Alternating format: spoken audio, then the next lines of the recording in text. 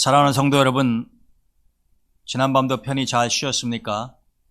오늘도 새벽 예배에 참여하시는 여러분들에게 주님의 크신 은혜와 축복이 함께 하시기를 축원드립니다. 또 여러분들의 모든 기도가 하나님께 상달되기를 축복합니다. 우리 같이 기도하고 새벽 예배 드리겠습니다. 하나님 감사합니다. 오늘 또 사랑하는 성도들 고난잠에서 깨우시고 하나님 앞에 모아주셨으니 들려주시는 말씀을 통하여 귀한 진리를 깨닫고 그렇게 살 수 있도록 도와주시며 우리 성도들의 간절한 기도를 하나님이 들어 응답해 주시옵소서.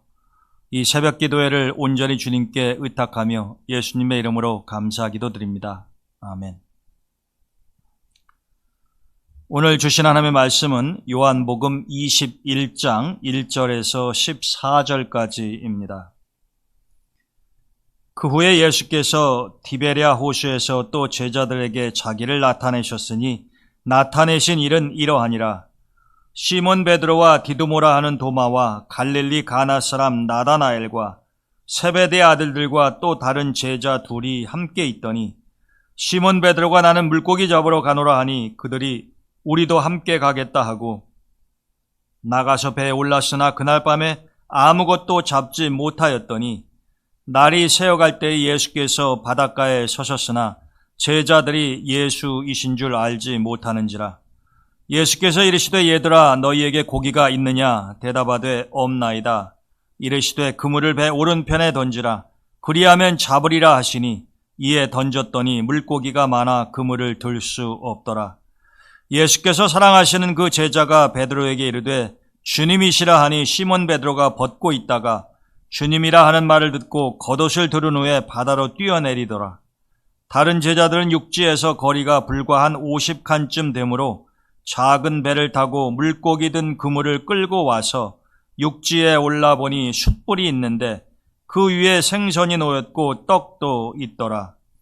예수께서 이르시되 지금 잡은 생선을 좀 가져오라 하시니 시몬 베드로가 올라가서 그물을 육지에 끌어올리니 가득히 찬 큰 물고기가 153마리라.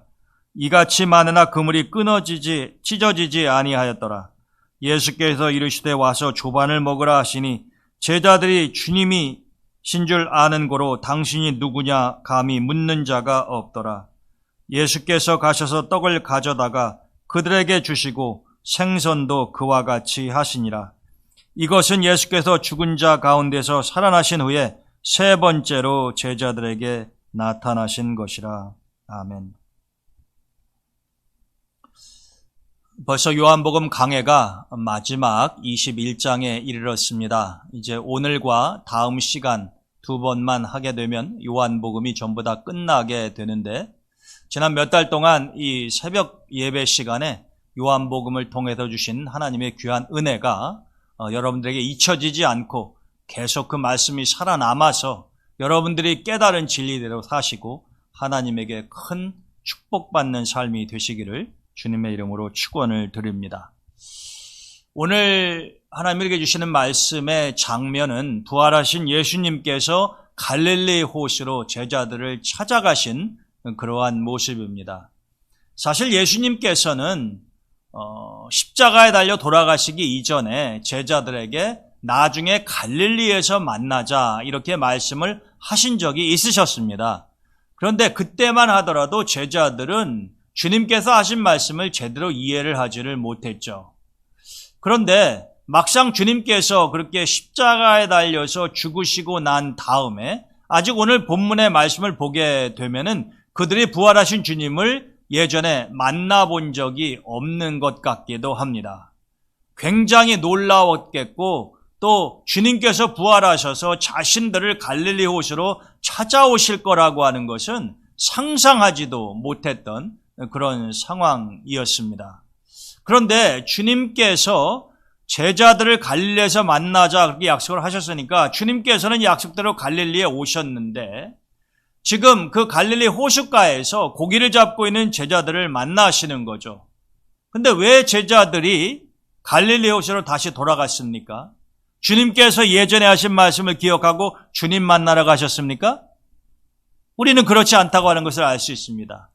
이미 제자들은 주님께서 죽으셨고 모든 것이 다 끝났다라고 하는 그런 깊은 패배감과 좌절과 실망 가운데 있었다라고 하는 겁니다. 그런 상황에서 제자들이 선택할 수 있는 일이 무엇이 있겠습니까? 주변 사람들은 베드로를 포함한 제자들이 예수님의 일당이었다라고 하는 것을 알고 언제 자신들도 붙잡혀서 주님처럼 죽임을 당하거나 어려움을 당할지도 모른다라고 그렇게 생각하는 상황에서 이들이 할 수 있는 이 행동 반경이, 이 폭이 굉장히 좁았을 것이다라고 생각이 됩니다.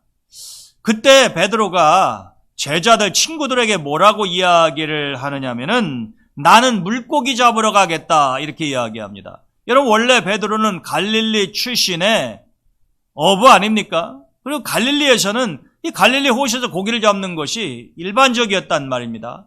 그러니까 나는 고기를 잡으러 가겠다라고 하는 것은 과거로 돌아가겠다라고 하는 이야기죠. 옛날 주님을 만나기 전에 본업이 어부였기 때문에 나는 다시 과거의 어부의 생활로 돌아가겠다라고 하는 것입니다.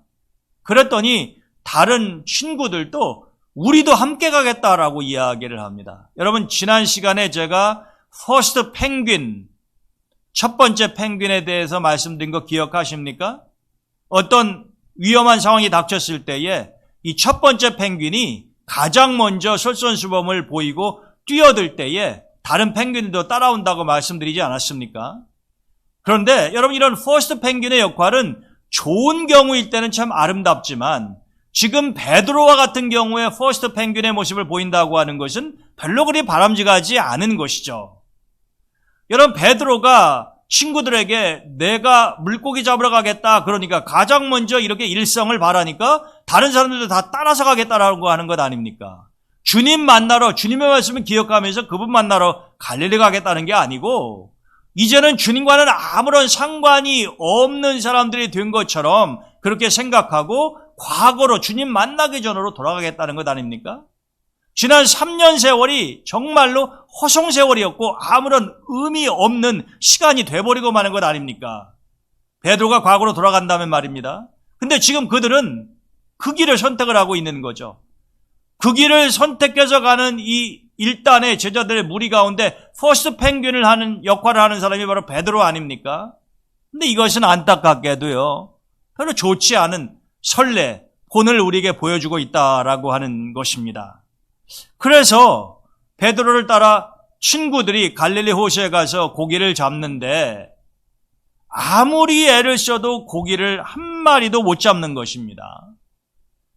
오늘 본문의 말씀 보면 거의 날이 새어갈 때 밤을 꼬박 새운 거죠. 일반적으로 고기잡이 하는 어선들, 어부들이 그러한 삶을 살지 않습니까? 밤이 맞도록 고기를 잡다가 새벽이 되면은 다시 폭으로 돌아오는 게 어부의 삶이죠. 이 제자들도 갈릴리 호수에서 열심히 고기를 잡았는데 한 마리도 못 잡았다는 겁니다. 새벽에 동이 터오고 있어요. 이때 주님은 무엇을 하고 계셨습니까? 주님께서 이 물가에서 제자들을 희미하게나마 저기 호수에서 고기를 잡고 있는 그들을 보시고 계셨겠죠. 그리고 주님께서는 그들의 허기진 배를 채워주기 위해서 지금 육지에서 조반을 준비하고 계신다라고 하는 겁니다. 그런데 이 제자들의 배가 예수님과 대화를 나눌 정도로 가까이에 와셨던 모양이에요. 이때 여러분 무슨 핸드폰이 있기를 합니까? 마이크가 있기를 합니까? 근데 오늘 본문의 말씀을 보면은 예수님께서 물으시죠. 너희들 고기 잡았느냐? 고기가 있느냐? 제자들이 들었습니다. 지금 예수님이 육지에 있는 거고 제자들은 배를 타고 바다에 있는 것, 호수에 있는 것 아닙니까? 그런데 이 두 예수님과 제자들이 대화를 나눌 수 있었다고 하는 것은 그만큼 서로의 목소리를 분별하고 알아들을 수 있을 정도의 가까운 거리에 있었다는 것 아닙니까? 고기가 없어요, 한 마리도. 그랬더니 예수님께서 뭐라 말씀하시냐면은 배 오른편에 그물을 던져라 그랬습니다. 여러분 밤이 맞도록 고기를 잡았는데 그물을 오른편, 왼편, 앞편, 뒤편 다 던져보지 않았겠습니까? 그런데도 한 마리도 못 잡았다는 거죠. 그런데 주님께서 배 오른편에 그물을 던지라 그래서 던졌더니 무려 153마리가 잡혔다는 것 아닙니까? 자, 여기에서 우리는 첫 번째로 중요한 영적인 교훈을 배울 수가 있습니다. 그것이 무엇이냐 하면 예수님 없이는 모든 일이 허사다라고 하는 거예요. 내 마음대로, 내 뜻대로, 내 계획대로 절대로 되어지지 않는다는 것입니다. 분명히 베드로와 친구들은 고기 잡으러 간다고 그랬어요. 그리고 그들은 누구보다도 갈릴리 호수에 물때라거나 언제 고기가 많이 잡히고 어디에서 고기가 많이 잡히는지를 갈릴리 호수를 쉽게 말하면 손바닥 들여다보듯이 잘 알고 있는 사람들입니다. 특별히 베드로가 그러하죠. 근데 참 이상해요. 그날은 밤이 새도록 고기를 잡았는데 한 마리도 못 잡았다라고 하는 것입니다. 여러분, 우리의 인생사가 그렇지 않습니까? 내가 계획하는 대로, 내가 알고 있는 대로 모든 것이 착착 들어맞고 그렇게 진행되면은 인생 살기 쉽게요? 그렇지 않습니다. 우리의 인생길에는 너무나도 많은 복병과 걸림돌들이 있죠. 그래서 어떤 때는 분명히 내가 알고 있었는데 그대로 되지 않는 거예요. 분명히 내가 아는 길이라서 갔는데 그 길이 사라져버리고 다른 길로 바뀌어버린 경우도 우리가 목격할 수 있지 않습니까? 그처럼 사실 우리의 인생길이라고 하는 것이 내가 알고 있고 내가 짐작하고 내가 원하는 대로 풀려지지 않는 경우가 너무 많다는 거예요. 고기 잡으러 간다고 했지만 고기가 잡히는 게 아니다라고 하는 겁니다.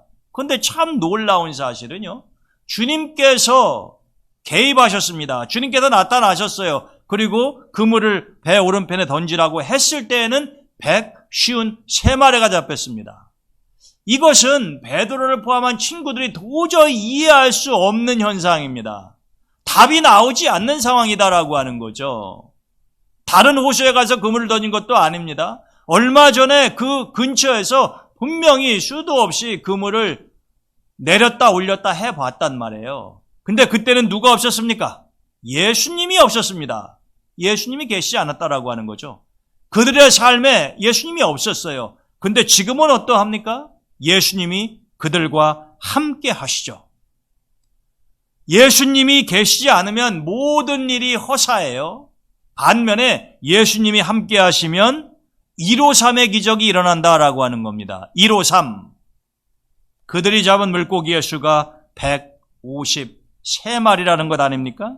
여러분, 153 하면 떠오르는 게 모나미 볼펜이잖아요. 이 모나미 볼펜의 역사가 61년입니다. 이 회사가 설립된 것이 1960년이니까요. 처음에는 이 모나미가 일본의 문구류들을 수입해서 팔던 업체였어요. 회사 이름도 광신화학공업사라고 하는 것이었습니다. 여러분, 옛날에 여러분들이 어리셨을 때에 요즘 뭐 한 50대의 그 세대 사람들은 다 아는 겁니다만은, 여러분들이 초등학교 다닐 때, 그때는 국민학교라고 그랬잖아요. 그때는 어떻습니까? 우리의 그 문구류라고 하는 것이 그렇게 질이 좋지 않았다 그런 거 하는 거죠. 그래서 뭐 일본제 연필이나 샤프펜, 이런 뭐 지우개 이런 것들이 굉장히 학생들 사이에서 선풍적인 인기를 일으킨 적이 있었습니다. 그래서 일본의 제품들을 수입에다가 팔면은 돈을 많이 벌 수가 있었죠. 원래 이 모나미 회사도, 광신화학공업사도 그렇게 일본의 문구류를 수입에다가 팔던 회사였는데, 우리가 언제까지 일본 것만 수입에다 팔 거냐. 그래서 연구를 계속하는 가운데 1963년도 회사를 만들고 2년 후에 모나미라고 하는 제품을 출시를 하게 됐죠. 근데 그 볼펜에 153이라고 갖다 붙였다라고 하는 거죠. 흔치 않은 숫자 아닙니까? 153이라고 하는 조합이 뭐 123도 아니고요. 333도 아니고, 대부분의 경우는 153 잘 쓰지 않습니다. 근데 모나미에는 153이라고 하는 숫자가 붙죠. 근데 물론 뭐 우연의 일치라고 생각하면은 뭐 그렇게 지나갈 수도 있겠습니다만은, 이 모나미 볼펜 회사의 회장님이 독실한 기독교인이시죠. 이분도 오늘 요한복음 21장 본문의 이야기 너무나 잘 알고 계시지 않겠습니까?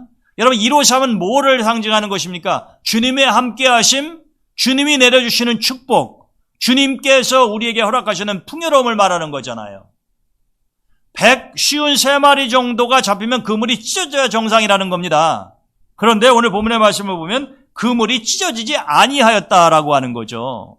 여러분, 만약에 그물이 찢어지면 어떻게 되는 겁니까? 헛수고잖아요. 찢어진 그물로 물고기가 다 빠져버릴 테니까 말입니다.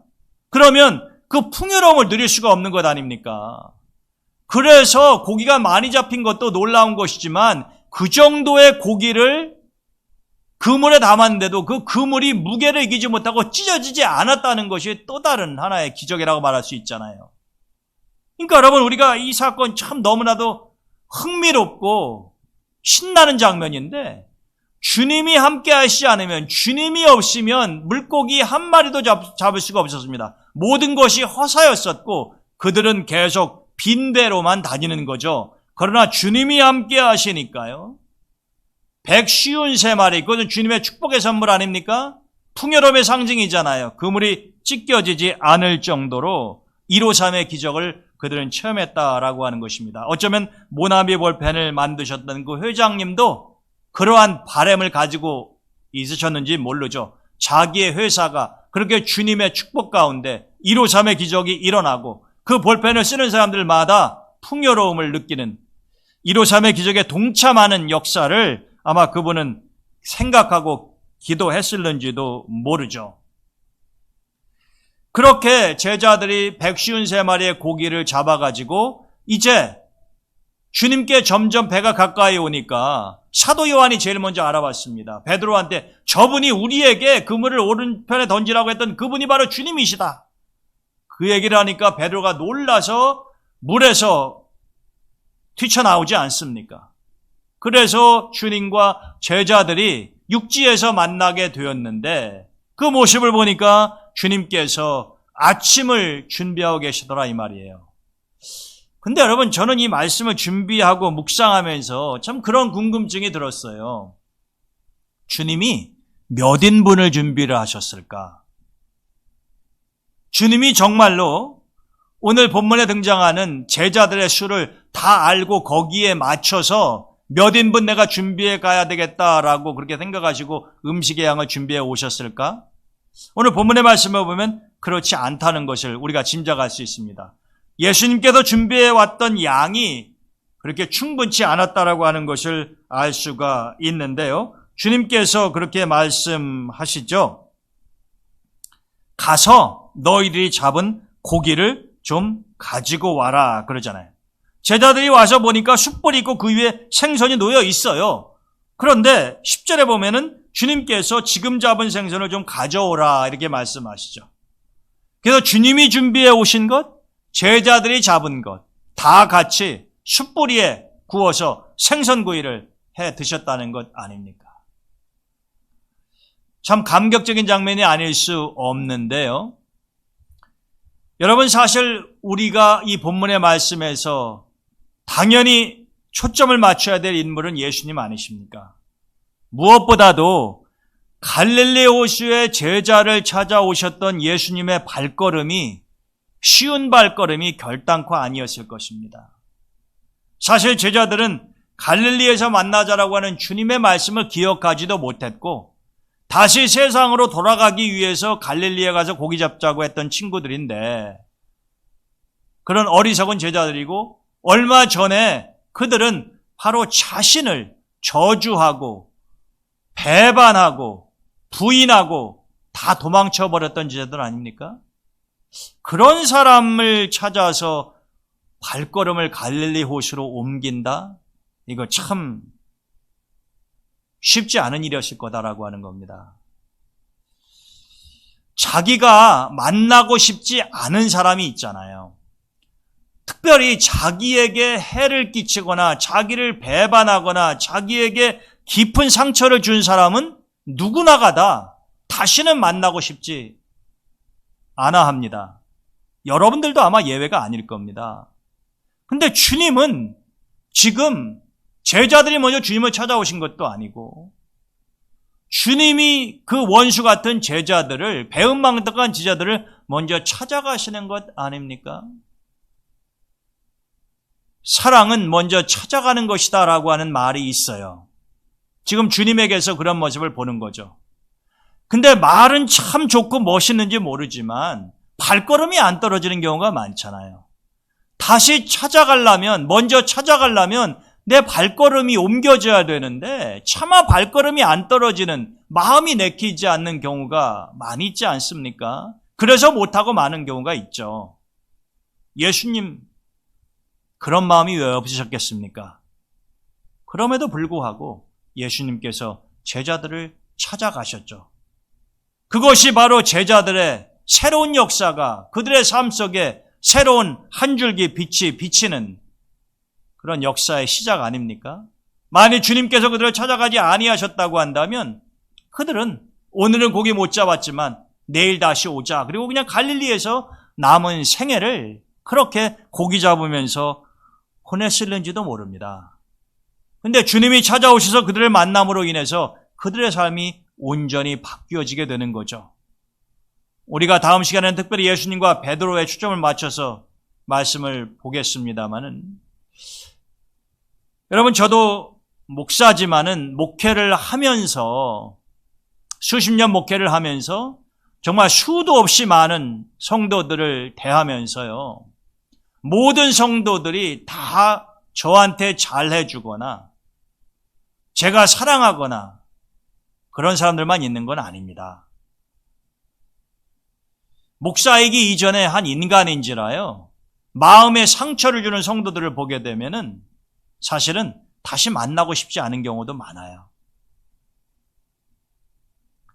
근데 참 우리 인생살이의 모순 중에 하나가 뭐냐면요, 상처를 준 사람은 자신의 행동을 쉽게 잃어버린다는 겁니다. 그걸 별로 대수롭지 않게 생각하고 지나가는 경우가 많아요. 근데 상처를 받은 사람은 그렇지를 못합니다. 그 상처 때문에 괴로워하고 불면의 밤을 지새고 어찌할 바를 몰라 하며 괴로워하는 경우가 다반사잖아요. 그런데 그 상처를 받은 사람을, 상처를 준 사람이 먼저 와서 위로하고 용서를 구하고 이런 것이 당연할 텐데요, 대부분 그렇지 않은 경우가 아주 많습니다. 저도 목회를 하면서 경험을 한 것이지만은 저에게 상처를 준 성도들이 있어요. 대부분의 경우는요, 그분들이 먼저 저한테 찾아와서 용서를 구하거나 사과를 하는 경우는 거의 없었습니다. 이제 목사님이 어떤 일 때문에 교회 안에서 어려움을 겪거나 상처를 받으시면 성도분들이 아는 경우가 많잖아요.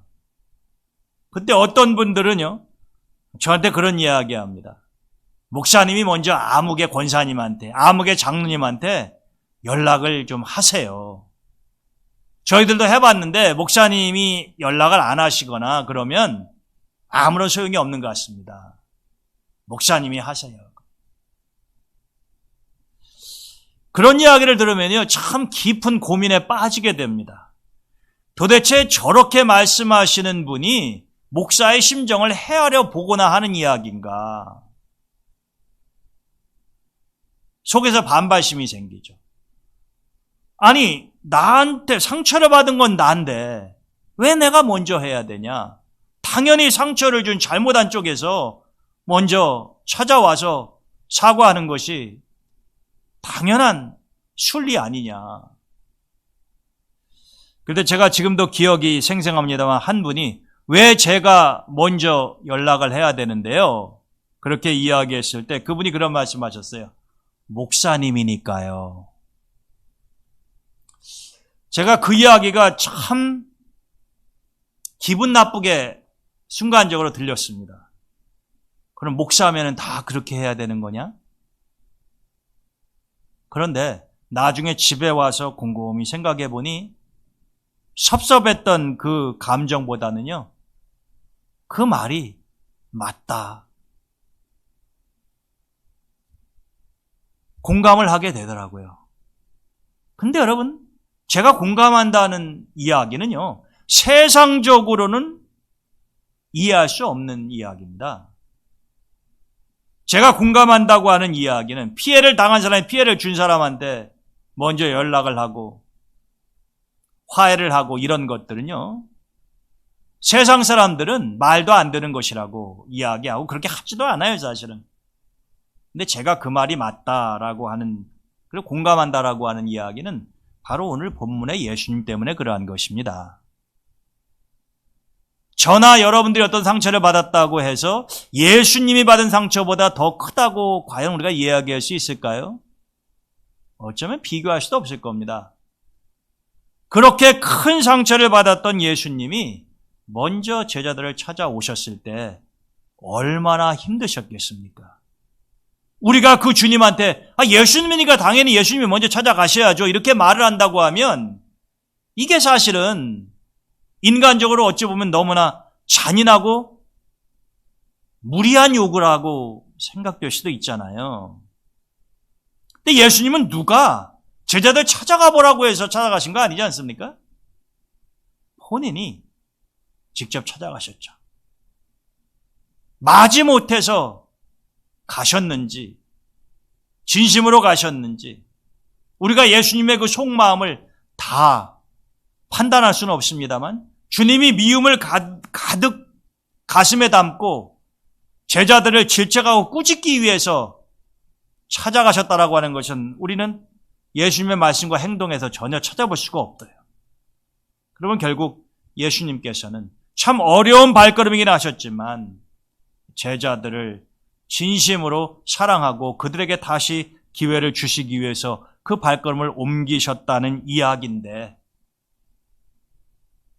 쉽지는 않겠지만 목회자라고 한다면, 장로라고 한다면 주님의 모습을 좀 닮아가면서 힘들더라도 그러한 일을 시도하고 노력하는 것이 마땅한 일이 아니겠는가, 그런 생각을 해본 적이 있습니다. 그래요, 여러분, 설교를 하는 저도 마찬가지지만 이 하나님 말씀이 언제나 우리가 그렇게 실천으로 옮기기가 쉬운 말씀은 아닙니다. 그러나 하기 어려운 일을 했을 때 더 가치가 있고 주님이 더 대견하게 생각하시지 않겠습니까? 저나 우리 동대문교회 성도 여러분들이나 오늘 주님께서 제자들 만나서 보여주시는 그러한 모습을 보면서 여러 가지로 참 많이 부족한 점이 있지만 우리도 주님의 모습을 조금 더 닮아갈 수 있기를 원하고, 여러분들의 인생의 배가 지금 비어 있다고 한다면 낙심하거나 좌절하지 마시고요, 주님을 모셔드리십시오. 그분이 함께 하시면 153의 기적이 일어나고 여러분들이 풍요로움을 누리실 수가 있습니다. 저는 우리 동대문교회 성도 여러분들이 그렇게 살아가시기를 주님의 이름으로 축원드립니다. 오늘 하루도 성령님의 인도하신 가운데 평안하고 복된 하루 되시기를 축원드립니다. 늘 기도에 힘쓰시고 속히 코로나19가 완전히 물러가서 우리가 마음껏 하나님전에 모여 예배드리고 기도하고 전도하고 교회 부흥을 위해서 애쓸 수 있도록 여러분들께서 기도해 주시기를 바랍니다. 또 환우들과 우리 자녀들의 앞날을 위해서, 회복을 위해서도 기도해 주시기 바랍니다. 제가 기도하고 오늘 새벽 예배 마치겠습니다. 하나님 감사합니다. 오늘도 저희들에게 귀한 생명의 말씀을 주시고 예수님과 제자들의 모습을 통해서 귀한 진리를 깨닫게 하셨으니 주님, 제 인생의 배에 와서 빈 그물을 가득 채워주시고 153의 기적을 체험하며 주님처럼 참으로 진정으로 사랑하는 마음으로 찾아가며 앞으로 나아갈 수 있도록 도와주시옵소서. 예수님의 이름으로 기도드립니다. 아멘.